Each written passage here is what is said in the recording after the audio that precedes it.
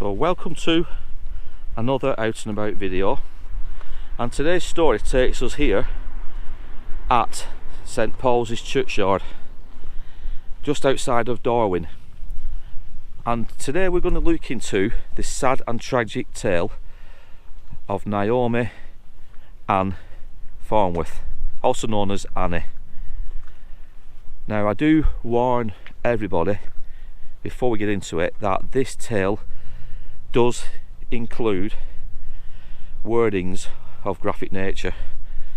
I'm not sure how YouTube censor these things, but I can only do these stories without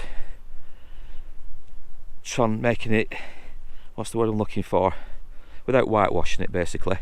Like I said, it's a tragic tale and it does include certain words and mature content.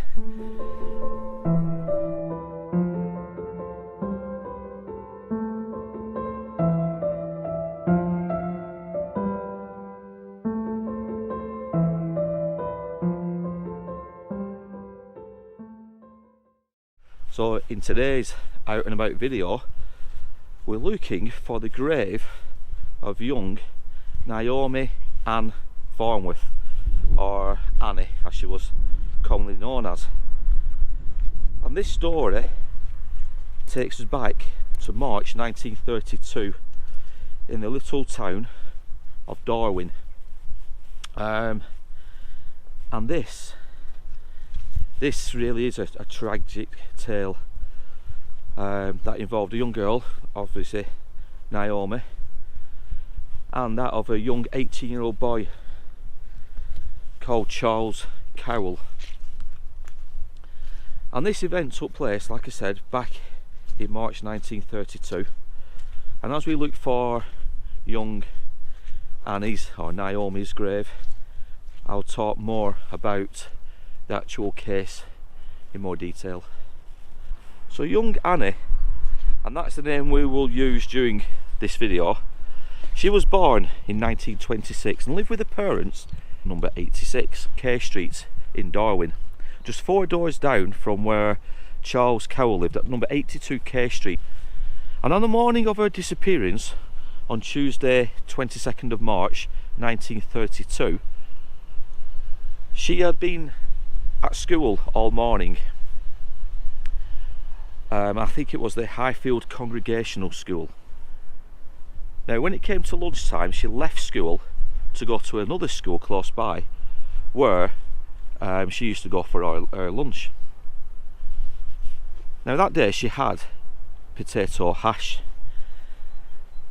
Now at some point in the afternoon, after she'd had a potato hash, she was next seen in a local fish and chip shop talking to a lady, or a young girl I should say, one of her friends, called Doris Sharples.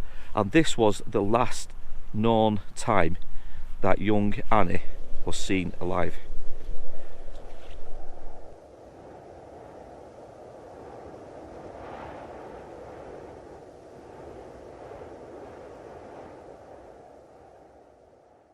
Now the thing with Annie was, like many young girls back in the day, she was extremely friendly and helpful towards her neighbours, and she'd do loads of different errands for them, you know, often perhaps going to the local shops, you know, to do a little bit of shopping, maybe house cleaning. But yeah, she was a typical young girl for back in the day. So she was well liked and well known by all the locals on K Street. So obviously when she hadn't returned home by 5:30 p.m.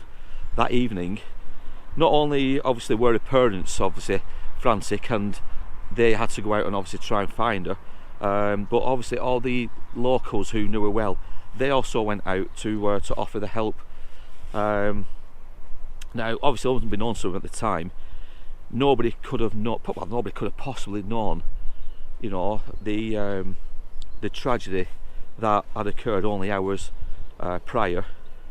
And it would be another 2 days, it would be a further 2 days before everything came to fruition, and that is when the police would finally and sadly stumble, well I won't say stumble, but that is when they would come across the body of young Annie.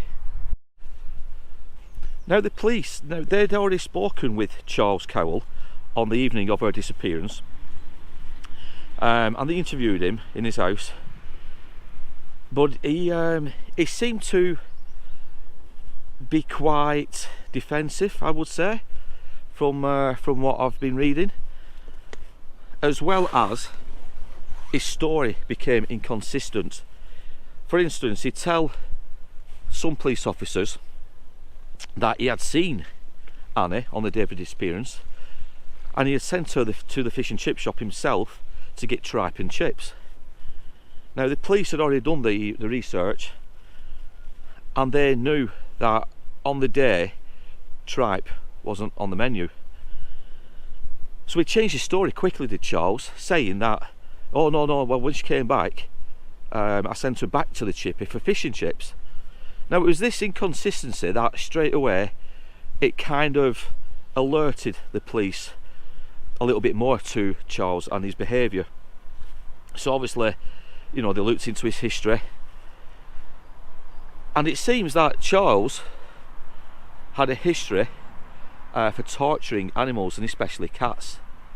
So obviously, again, this aroused the suspicions of the police, and after 2 days of searching for Annie and obviously not finding any whereabouts of where she is, they went back to Charles's house to speak to him further. Now they'd basically only got through the front door, and Charles at this time, I think he realised his time was up. I think he realised the police were obviously closing the net on him, and all he said is, within a few minutes from being in the house, is, she's upstairs.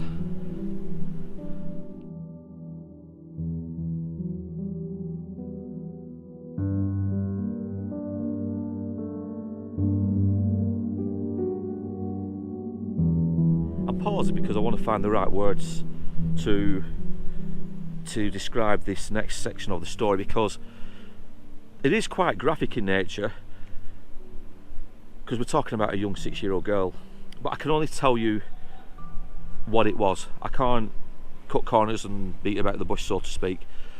So I say this without any disrespect to Annie or to any obviously other victims of what I'm about to say. So the police went up to the room where Charles had said Annie's body was. Now when they got there, they found a tin box, quite a substantially large tin box, and this tin box used to be used to store her hats, scarves and other bits and bats. You can understand what I'm trying to say. Oh, now obviously the police at the time, it was reported shortly after that they'd never come across anything as bad as what they encountered that day. But inside the tin box, after they removed her covering, they lifted the lid up, and young Annie's body was found stuffed inside. She was naked, and she had the cord still tightly wrapped around her neck, the same cord that Charles had used to strangle her that day on the 22nd of March. So we're coming up to the grave of where Annie now lies, and I can see now that there's some flowers, whether or not they're real or the plastic, it doesn't really matter. The fact is that somebody has obviously been, I'd say quite recently, looking at them to pay their respects. It could be a family relative, but this is the final resting place of Naomi Annie Farnworth, 6-year-old.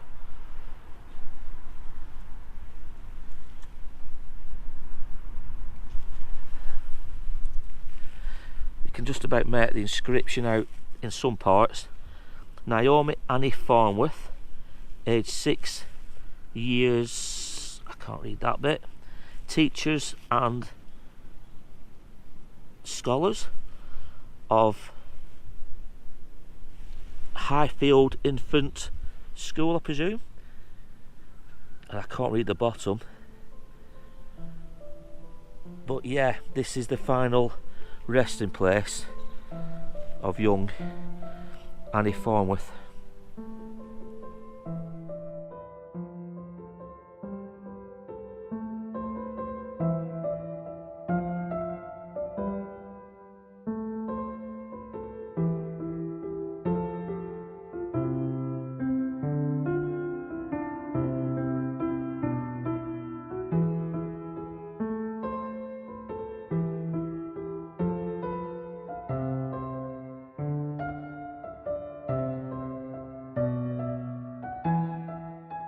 just to give you some idea of young Charles's demeanour, on the evening after he obviously killed young Annie, he was at a neighbour's house playing dominoes, and obviously he never gave any indication. He didn't seem uneasy. There was nothing untoward about his attitude that evening. And he'd also been out searching for Annie's body with other locals, and even spoke to Doris Sharples. Now, she was Annie's friend, and like I said, the last person who was seen alive with Annie that day. And he even spoke to Doris, saying something on the lines of, "You'll be next." Now, Doris told the police what he had said, and again, this was something else that ticked the boxes for the police to go and speak with Charles some more, because it just seemed a strange off-the-cuff remark to turn around to somebody and say, you'll be next. So yeah, so the police had every gut feeling, every sense was tingling that something was off with Charles Cowle.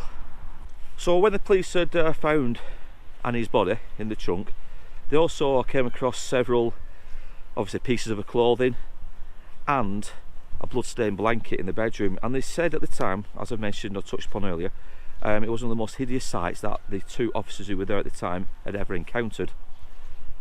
Now, the post-mortem that took place not too long later would show that Annie, as well as being bound and obviously raped, they found chips still in her stomach, which corroborated what Charles had told the police, in that he'd sent her to the fish and chip shop. So obviously she'd spent some time afterwards, when she returned, eating the chips with Charles. So obviously there was no defence for Charles whatsoever, and after being charged with murder and the case going to the Manchester Assizes,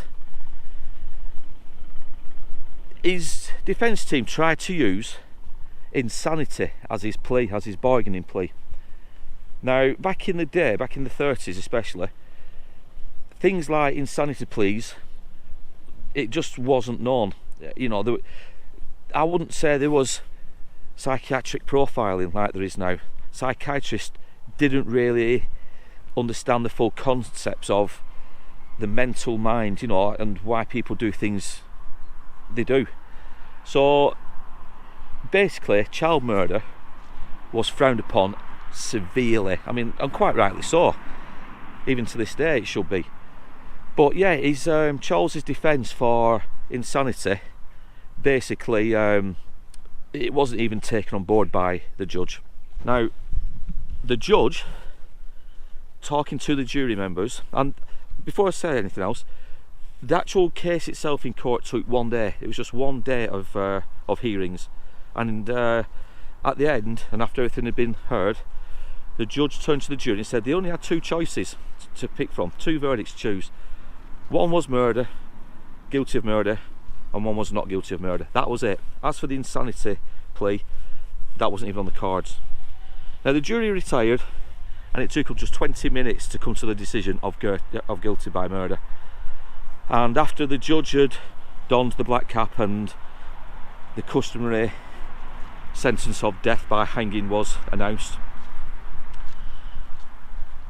it came out then that Charles's mental state wasn't that of what an 18-year-old should be, and he basically had the mental aptitude of what was then a 10-year-old. But like I said, the sentence was already given. The judge had already decided that no plea or no bargain for insanity would ever be on the cards. And Charles, yeah, he was sentenced to death by hanging.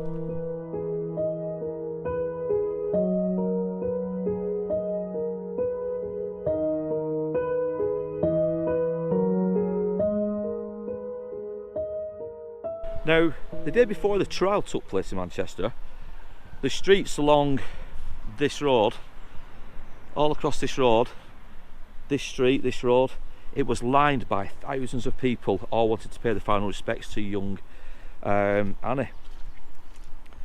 And the next day, as Charles appeared, or just prior before appearing in court, there were thousands of people lining streets, all trying to get to him. They were howling at him, they were hissing at him as the car pulled up to take him to the Manchester Assizes, or perhaps, I don't know, I think it might have been to the train station, ready to transport him to Manchester. But either way, the car that he was going in, hundreds of people lined the streets, all wanting to get to him. Such was the anger in the local people's minds. You know, one of their own had been taken by one of their own, and the anger, I mean, obviously it's hard for us now to even put ourselves in them shoes, but I can understand the frustration and the anger that the locals at the time obviously were encountering and feeling. Now again, if you want to look into the mind of Charles, it was, like I said, he was an 18-year-old boy, but with the mental aptitude of what they said at the time was a 10-year-old. Now, you'd think by being handed the death penalty, you'd be breaking down, wouldn't you? You'd be distraught, even though you know you've done wrong, you've taken the life of somebody else.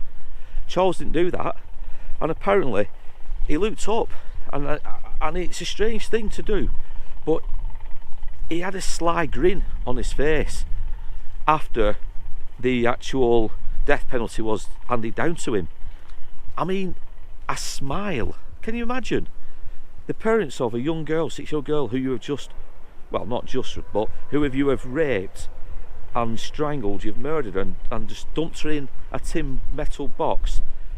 I'm sorry, but even if you are a 10-year-old, you don't smirk when something as serious like that has been handed down to yourself, and obviously the nature of the crime you've committed. I'm sorry, but even now I can't wrap my head around it. As a 10-year-old boy myself back in the day, you kind of do know right from wrong. I mean, perhaps I'm being a little bit insensitive right now, but it does frustrate me when we come across stories like these, and even today when we read stories of today's world, and we hear of crimes committed by people with so-called mental age differences. At the age of 10, you kind of do know right from wrong, and I firmly believe that what Charles did that day on the 22nd of March, I honestly do not believe he didn't know what he was doing was wrong. Now, I could be wrong, and please do comment down below and tell me your thoughts on issues like that. But the reason why I say it is he actually went out that evening with all the locals, putting on this pretense like that he just didn't have a clue what had gone on with Naomi, or Annie, to actually go into Shuttleworth Woods with neighbours of them all, you know, and then to put on this brave front, playing Scrabble or whatever else we were doing that evening with the neighbours. That to me is calculated. That to me says that is somebody who knew full well what he was doing at the time when he raped and strangled Annie. Even if he had the mental aptitude or the mental age of a 10-year-old. Yeah, it doesn't wash with me, does that? Again, I might be being harsh, but no, I'm sorry. And like I said, if you've got strong thoughts on that, comment down below and tell me if I'm wrong, tell me if I'm just being naive.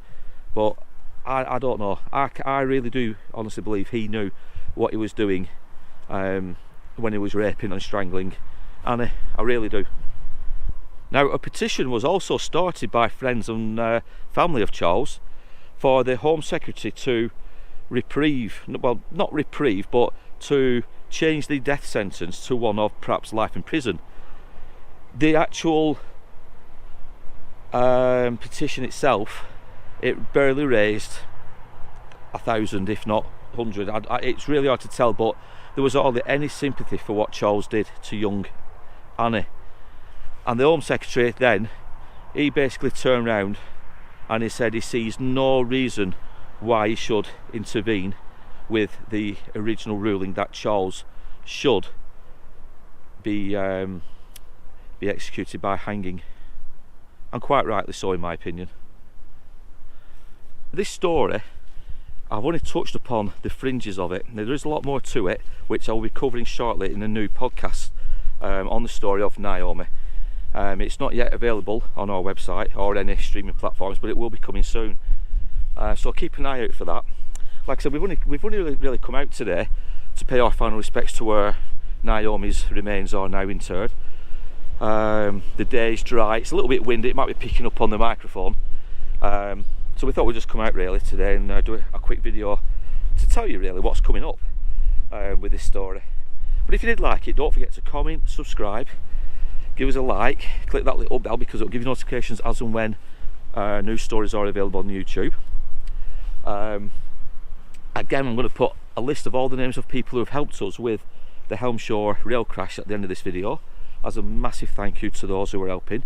And if you want more information on the actual story and why we're trying to raise a memorial plaque, I'll leave a link down below again. But in the meantime, guys, as I always say at the end of all these videos, take care, look after yourselves, and I will be back soon with another tale from the past.